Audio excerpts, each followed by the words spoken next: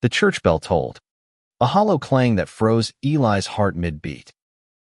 He stood in the cramped vestry, his reflection staring back from a dusty mirror. Suit pristine, but eyes wild with dread. Someone had sent a coffin to the venue delivered at dawn, black as midnight, with a single note, "No wedding for sinners." Eli Carter, 25, had dreamed of this day since he was a boy, sneaking glances at his best friend, Jamie, across the schoolyard in Willow Creek, Indiana. Now, on the cusp of becoming the town's first openly gay groom, that dream felt like a tightrope over a pit of fire. The coffin wasn't just a prank. It was a warning, and the whole town knew it. Willow Creek was a place where time moved slow, where pickup trucks rumbled down Main Street and church suppers drew bigger crowds than the county fair. Eli and Jamie had grown up here, their love a secret buried under years of whispered rumors and sidelong glares. When they announced their engagement, the town split like a cracked windshield, half cheering their courage, half spitting venom in the name of tradition. Eli adjusted his tie, fingers trembling. Jamie was out there, probably charming the florist or calming their jittery wedding planner, oblivious to the coffin's shadow. Eli hadn't told him yet. He couldn't bear to see the light fade from Jamie's eyes. They'd fought too hard for this against parents who turned cold, neighbors who turned away, and a pastor who'd called their love an affront to God.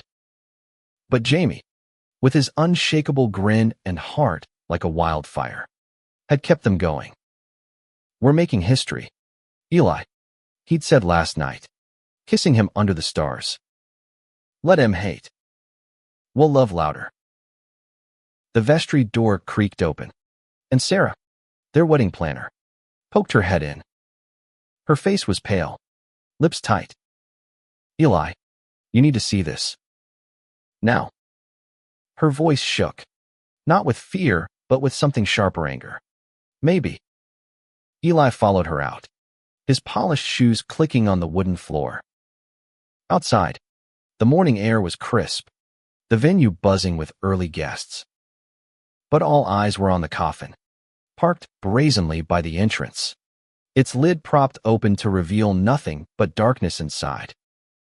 "Who did this?" Eli's voice cracked, barely above a whisper. Sarah shook her head, her clipboard clutched like a shield. "No one's talking. But the delivery guy said it came from someone local. Paid cash. No name." Eli's stomach churned. He scanned the crowd-familiar faces from church, the diner, the hardware store. Mrs. Larson, who'd baked their engagement cake, looked away. Mr. Tate, the high school coach, stared with folded arms, his jaw tight. Were they hiding guilt, pity, or something worse? Jamie appeared then, striding across the lawn, his black hair catching the sunlight. At 26, he was all confidence and charm, his suit hugging his lean frame. But when he saw the coffin, his smile faltered, just for a second. "What the hell is this?" he asked, voice low, eyes darting to Eli. Eli wanted to lie, to shield him, but the truth spilled out. "Someone's trying to scare us off." The note said. He choked on the words. Jamie's hand found his, warm and steady. "Let him try," Jamie said, his voice a quiet fire. "We're getting married today, Eli. No one's stopping us." But as they stood there, hand in hand, the crowd's whispers grew louder, a chorus of doubt and judgment. Eli felt the weight of every stare, every unspoken word. This wasn't just about them, Anna Maria. It was about a town forced to confront its own heart, and a love that refused to back down. The wedding was hours away, and already it felt like a battlefield. Eli squeezed Jamie's hand, drawing strength from the man who'd been his anchor since they were kids stealing kisses by the creek. They'd faced this together, but the coffin's shadow loomed large, a promise of trouble yet to come. The venue hummed with tension as the morning wore on. Eli and Jamie stood by the coffin, now pushed to the side by a groundskeeper, its presence a bruise on the day's beauty. Guests arrived in waves, their chatter a mix of excitement and unease, like a storm brewing under clear skies. Eli's mother, Diane, approached, her face a mask of forced calm. At 50, she was a pillar of Willow Creek's social scene, but her support for Eli had wavered under pressure from her church group. "You boys don't need to make a spectacle," she'd said months ago, when they'd first shared their plans. Now, she hugged Eli stiffly, her eyes avoiding the coffin. "You sure about this, sweetheart?" she asked, voice low. "Sure about Jamie?" "Always," Eli replied, his tone sharper than intended. Diane flinched but said nothing, retreating to join the other guests. Jamie squeezed Eli's shoulder. "She'll come around," he murmured, but Eli wasn't so sure. The wedding planner, Sarah, was a whirlwind, directing caterers and adjusting table settings, her efficiency a shield against the chaos. She pulled Eli aside. "We've got a problem. The florist just found a second note, tucked in with the roses." She handed him a crumpled paper, the words scrawled in jagged ink, "You'll regret this. Faggots." Eli's breath caught, the slur hitting like a punch. Jamie read it over his shoulder, his jaw tightening. "Cowards," he spat, hiding behind notes. He crumpled the paper and tossed it into a nearby trash can. "We're not letting this ruin our day, Eli." But the notes were only the beginning. By noon, rumors swirled. Someone had slashed the tires of the caterer's van, and a group of teenagers had been caught spray painting slurs on the venue's back wall. Sarah handled each crisis with grim determination, but Eli could see the strain in her eyes. "I've planned weddings for 10 years, she told them. "Never seen anything like this." Jamie, ever the optimist, tried to keep things light. He dragged Eli to the dance floor, where a local band was setting up, and spun him in a playful twirl. "Focus on us," Jamie said, his grin infectious. "This is our day." For a moment, Eli let himself believe it, losing himself in Jamie's warmth, the promise of their vows. But then a shout broke the spell. A man in a flannel shirt, Tom Reynolds, a local mechanic and vocal critic of their wedding, stormed toward them, his face red with rage. "You're desecrating this town," he bellowed, pointing at the coffin. "That's a message from God." The crowd hushed, all eyes on Eli and Jamie. Eli froze, his heart pounding, but Jamie stepped forward, unflinching. "God's got nothing to do with your hate, Tom," he said, voice steady. "This is about love. You wouldn't understand." Tom's fists clenched, and for a moment, Eli thought he might swing. But Sarah intervened, hurting Tom away with a sharp word and a glare. The crowd dispersed, but the air felt heavier, charged with unspoken threats. As the afternoon sun climbed, Eli and Jamie retreated to a quiet corner of the venue, a small garden where roses bloomed despite the autumn chill. They sat on a bench, hands entwined, the weight of the day pressing down. "What if this gets worse?" Eli asked, his voice barely audible. "What if someone tries to stop the ceremony?" Jamie's eyes softened, but his grip was firm. "Then we fight for it, Eli. We've always fought for us." He leaned in, their foreheads touching, and for a moment, the world was just them, two boys who'd found each other in a town that didn't understand. But the peace didn't last. A crash echoed from the venue's entrance, followed by Sarah's shout. Eli and Jamie ran back, hearts racing, to find the coffin toppled, its lid splintered on the ground. A new note lay among the wreckage, its message chilling, "Leave town, or this is your future." The splintered coffin lay like a broken promise, its threat sinking into Eli's bones. Jamie knelt beside it, picking up the new note, his face a storm of defiance and fear. "They're not just trying to scare us," he said, voice low. "They want us gone." Eli's mind raced. Who was doing this? Willow Creek had its share of bigots, but this felt personal, calculated. He scanned the crowd again, searching for a telltale smirk or guilty glance, but found only averted eyes and whispered conversations. Sarah was already on the phone with the sheriff, her voice sharp as she demanded answers. Sheriff Daniels, a gruff man in his 50s, arrived within minutes, his deputy trailing behind. "We'll look into it," Daniels said. His tone clipped, but his eyes lingered on Eli and Jamie with something like pity. "You boys sure you want to go through with this?" Jamie's laugh was bitter. "You think we're going to run because of a box and some notes? This is our home." Daniels shrugged, jotting notes. "Just saying. Some folks here don't take kindly to change." He gestured at the coffin. "This ain't a prank anymore. It's a threat." As the sheriff's team cordoned off the area, Eli's phone buzzed. A text from an unknown number. "You don't belong here. Call it off." His hands shook as he showed Jamie, who cursed under his breath. "Block it," Jamie said, but Eli hesitated. What if it was a clue? The day pressed on, the wedding hour looming. Guests filled the venue, a mix of supporters and skeptics, their presence a fragile balance. Eli's cousin, Mia, a 22-year-old artist with a streak of rebellion, pulled them aside. "I heard some guys at the diner talking," she said, her voice urgent. "They mentioned Tom Reynolds and a plan to stop the wedding. I don't know details, but you need to watch your back." Eli's heart sank.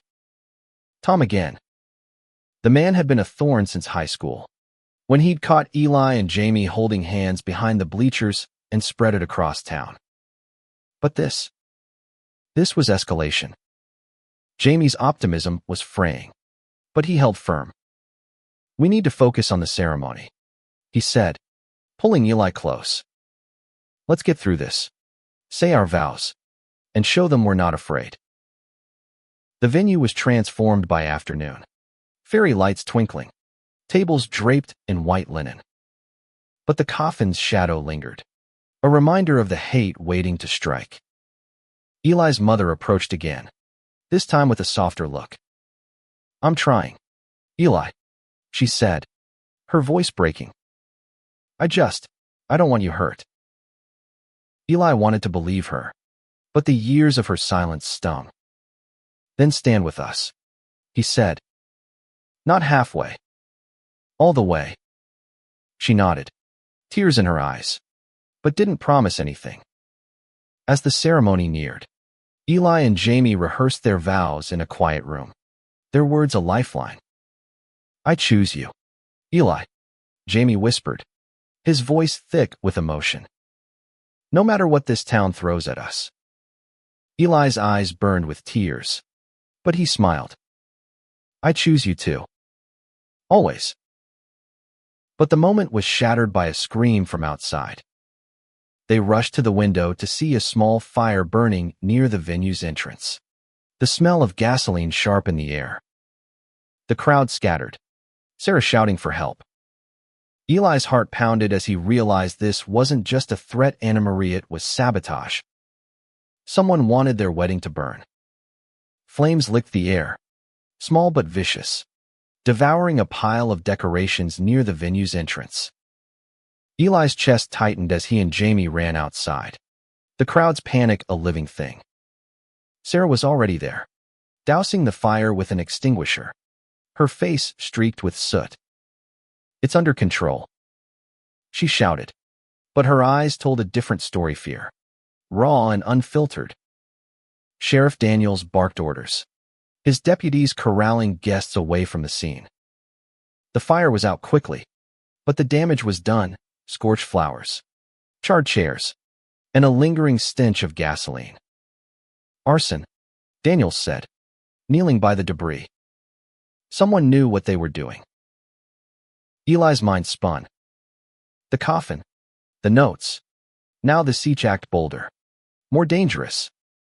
He looked at Jamie, whose face was a mask of fury. They're not stopping us, Jamie said, his voice a low growl. Not today.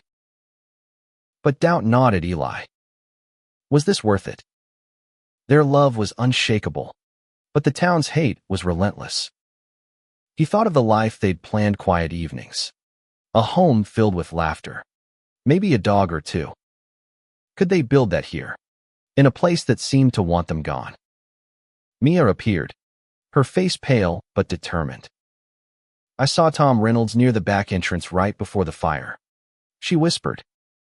He was with 2 other guys, carrying something. I couldn't see what. Jamie's eyes darkened. We need to confront him. Eli grabbed his arm. Not now. We're too close to the ceremony. Let the sheriff handle it. But Jamie's jaw was set, his protective streak flaring. If he's behind this, I'm not letting him slink away. Before Eli could stop him, Jamie stormed off, weaving through the crowd toward Tom, who stood by his truck, smirking with his buddies.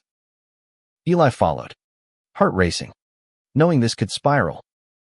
Tom, Jamie called, his voice cutting through the murmurs. You got something to say to us? Tom turned, his smirk widening. Just enjoying the show, boys. Looks like your big day's falling apart. Jamie stepped closer, fists clenched. You sent that coffin. You wrote those notes. And now this fire. What's next? Tom, you gonna burn the whole place down? The crowd hushed, all eyes on the confrontation.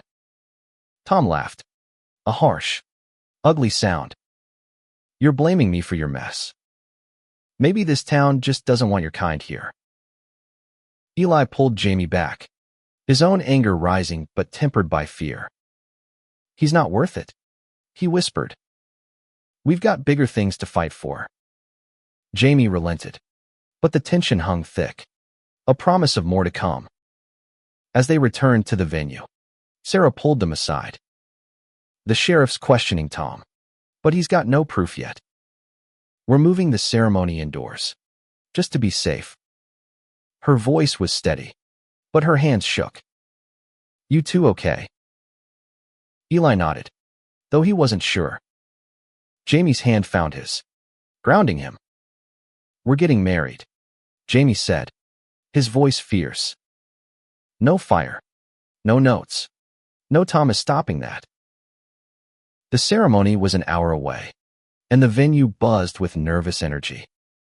Guests took their seats, some offering smiles, others avoiding eye contact. Eli's mother lingered nearby, her presence a fragile olive branch.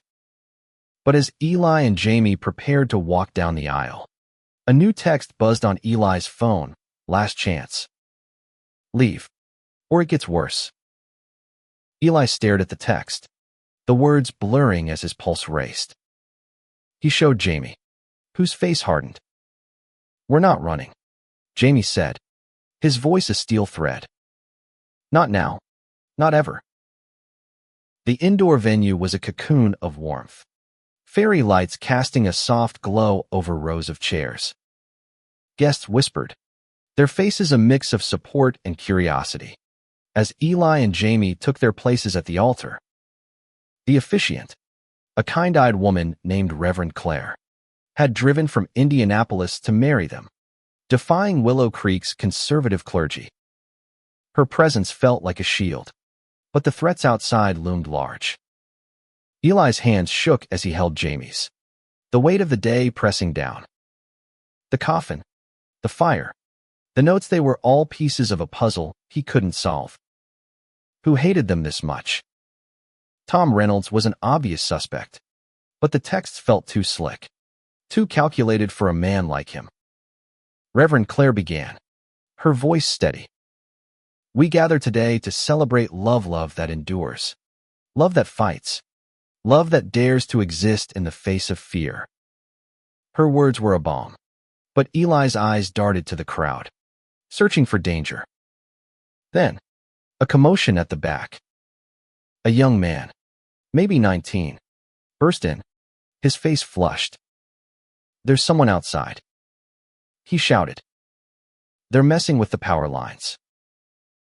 Panic rippled through the room. Sheriff Daniels was on his feet, barking orders to his deputy. Jamie gripped Eli's hand tighter. "Stay here," he said, but Eli shook his head. "We face this together." They followed Daniels outside, where the evening air was sharp with autumn chill. A figure in a hoodie was sprinting away from the venue's generator, a pair of bolt cutters glinting in the moonlight. Daniels gave chase, but the figure vanished into the woods. "Power's still on," Sarah reported, checking the cables. But they were trying to cut it. "If the lights go out," she didn't finish, but Eli knew. Darkness would be chaos, a chance for more sabotage. Back inside, the ceremony resumed, but the mood had shifted. Guests were restless, some whispering about leaving. Eli's mother stood, her face pale but resolute. "I'm staying," she said, loud enough for others to hear. "This is my son's day." Her words sparked a ripple of nods, a small victory in the tense room. Reverend Claire continued, her voice stronger now. "Love is not just a feeling, it's a choice, a stand, a promise to fight for each other." Eli looked at Jamie, whose eyes shone with tears and defiance. They began their vows, each word a rebellion against the hate outside. "I promise to hold you through every storm," Eli said, his voice breaking. "To love you when the world turns away." Jamie's smile was a beacon. "I promise to fight for us, Eli. To build a life where you're always home." As they exchanged rings, the room erupted in applause, a wave of warmth drowning out the fear. But Eli's phone buzzed again, shattering the moment.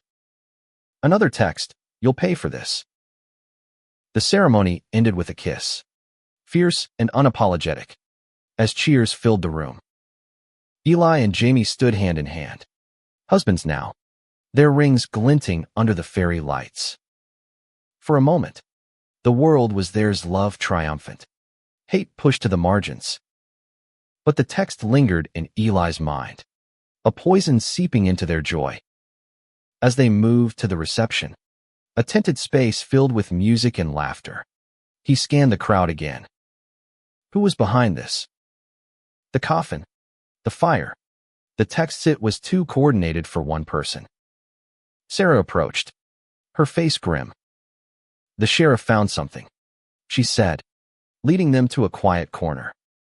Daniels held up a plastic bag with a burner phone inside. "Found it in the woods where that kid ran," he said. "No prints yet, but it's the kind used for those texts you got." Eli's stomach twisted. "Can you trace it?" Daniels shook his head. "Cheap model. Paid in cash. But we're checking local stores. Someone's got to know something." The reception pressed on, a fragile celebration. Jamie pulled Eli onto the dance floor, their first dance as husbands, to a slow, soulful song. "Focus on me," Jamie whispered, his hand steady on Eli's waist.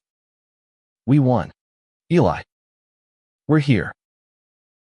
Eli tried to let go, to lose himself in Jamie's warmth, but the threats gnawed at him. Mia joined them, her eyes sharp. "I overheard something," she said, voice low. "Some guys at the bar were talking about a group organizing against you. Not just Tom. They mentioned a name, Pastor Grant." Eli froze. Pastor Grant was the town's firebrand preacher, a man who'd called their wedding a sin made public. Had he orchestrated this? The coffin, the fire, the texts, it fit his rhetoric, his influence. Jamie's face darkened. We need to talk to him. Not tonight, Eli said, gripping his hand. This is our night. Let's not give him the power. But the night wasn't theirs alone. As the band played on, a group of men lingered at the tent's edge, their faces hard. Tom Reynolds was among them, his eyes locked on Eli and Jamie. When the music paused, Tom raised a glass, his voice carrying. To Willow Creek's new heroes, he said, dripping sarcasm. Hope you enjoy your time here. The room tensed, but Jamie raised his glass in return, his smile defiant.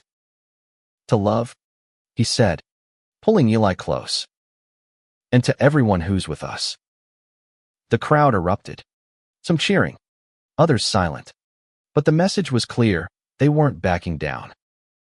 As the night wore on, Eli's mother approached, her face softer now. I'm proud of you, she said, her voice trembling. I was wrong to doubt you. Eli hugged her, tears stinging his eyes. But the moment was cut short by a loud crash outside. They ran to the Sauerseo window in the venue's back room. Shattered, a brick lying among the glass.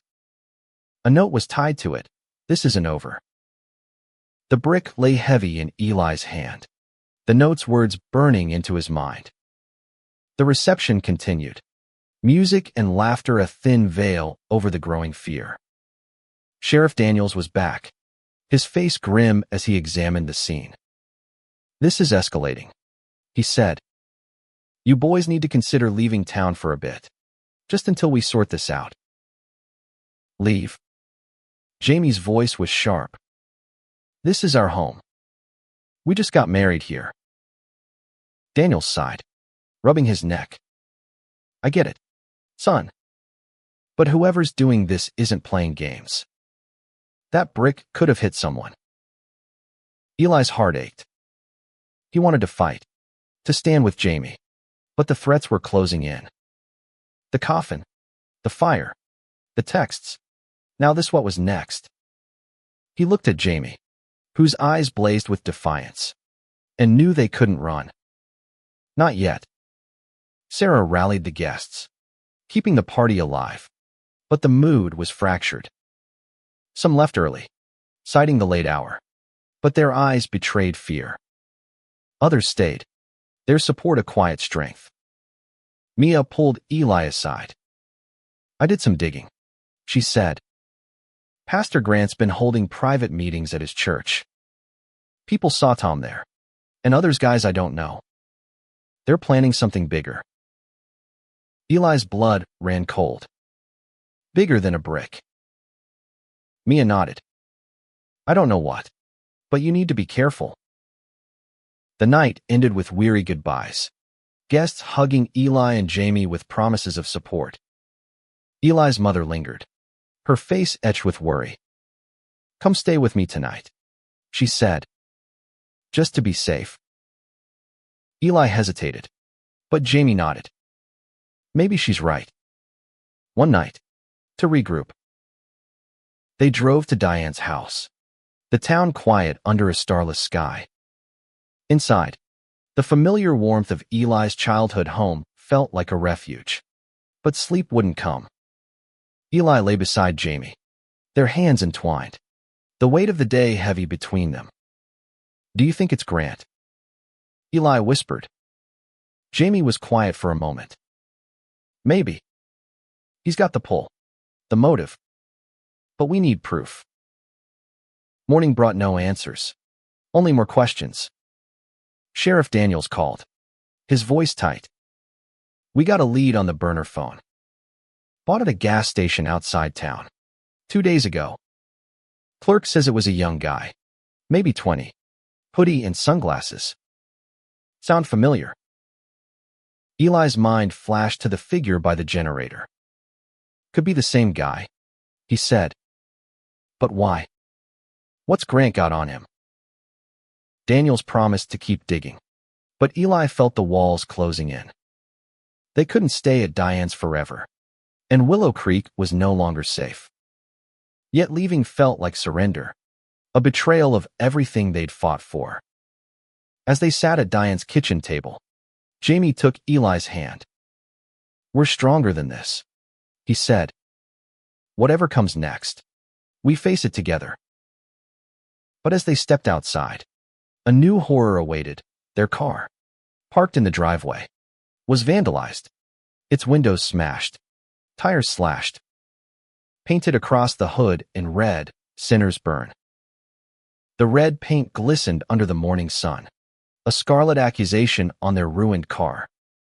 Eli stood frozen, the words "sinners burn" searing into his soul. Jamie cursed, kicking a shattered piece of glass across the driveway. "This ends now," he said, his voice raw. "We're finding who did this." Diane rushed out, her face ashen. "Oh, God," she whispered, pulling Eli into a hug. "You can't stay here. It's not safe."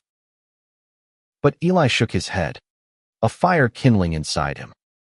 "We're not running, Mom. This is our home. They don't get to win." Sheriff Daniels arrived, his deputy snapping photos of the car. "This is personal," Daniels said, his voice heavy. "I'm calling in extra help from the county. We'll find them." Mia showed up, her phone buzzing with messages. "People are talking," she said. "Some folks at the church are turning on Grant. They're saying he went too far, that he's been rallying a group to cleanse the town." Eli's heart pounded. Pastor Grant. It all pointed to him: the coffin, the fire, the texts, the brick. Now this. But they needed proof, something solid to end it. Jamie was already moving, grabbing his jacket. "We're going to the church," he said. "If Grant's behind this, he's not hiding anymore."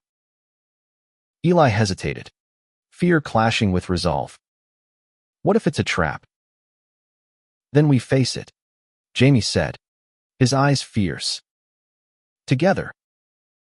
They drove in Diane's car, the town blurring past. Every street a reminder of their history: first kisses, first fights, first dreams of a life together. The church loomed ahead, its steeple a stark silhouette against the gray sky. A small crowd was gathered outside, faces tense, voices low. Inside, Pastor Grant stood at the pulpit. His sermon paused as Eli and Jamie entered. His eyes narrowed, but his voice was calm. "What brings you here, boys? Come to repent." Jamie stepped forward, unflinching. "We're here for answers. The coffin, the fire, the threats. Your name keeps coming up. Grant." The crowd murmured, some nodding, others shifting uncomfortably. Grant's smile was cold. "You're blaming me for the town's judgment. I speak God's truth. Your sin brought this on yourselves." But a voice cut through: a woman. Mrs. Larson, the baker who'd made their engagement cake. "Enough, Pastor," she said, standing. "I've known these boys since they were kids. They're not the sinners here. You've been stirring up hate, and it's gone too far." The room erupted, voices clashing, some defending Grant, others siding with Mrs. Larson. Eli's heart swelled. Been silent before, but now she was fighting for them. Others joined her, neighbors who'd once turned away, their voices a chorus of change. Sheriff Daniels burst in, holding a USB drive. "Found this at the gas station," he said. "Security footage. Shows a kid buying that burner phone. Works for Grant's church." Grant's face paled, his composure cracking. "Lies," he hissed, but the crowd's mood had shifted. The kid, identified as Grant's nephew, was arrested later that day, confessing to the texts and vandalism under his uncle's orders. Grant was detained, his influence crumbling as the town turned on him. Eli and Jamie stood outside the church, hand in hand, as the crowd dispersed. The threats were over, the hate exposed, but the scars remained. Diane joined them, tears in her eyes. "I'm so sorry," she said. "I should have fought for you sooner." Eli hugged her, forgiveness blooming where pain had been. "You're here now?" he said. They returned to their car, the red paint a fading wound.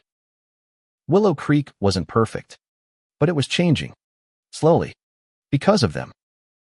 Jamie pulled Eli close, their rings glinting. "We did it," he whispered. "We made history." And as they drove away, the town behind them, Eli knew they'd built something stronger than hate, a love that dared to bloom, a legacy that would endure.